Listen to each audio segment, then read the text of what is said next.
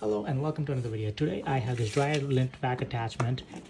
There is this rubber part that goes on any vacuum. Don't use like a crevice tool or anything like that. Use it directly with the vacuum, and then you're gonna this end is gonna go into your lint trap or the outside dryer exhaust. So you can put it either down here or into the lint trap. So we're gonna put it down the lint trap and see what we can get out. Putting it on is super easy. So essentially you're just gonna put that plastic part in this hose attachment, and then you're gonna just pull this rubber part on there. Just make sure it's all the way around,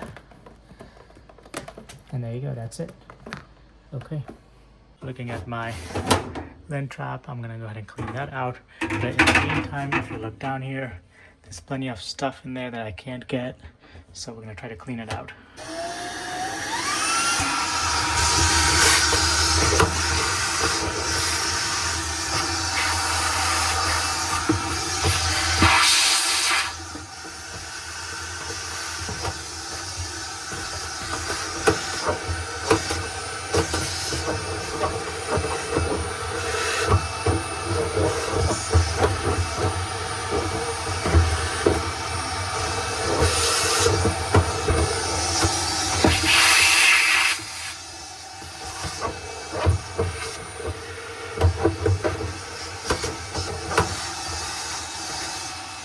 Okay, so this is how this area looks like. You can see almost no lint there, and let's see the vacuum here.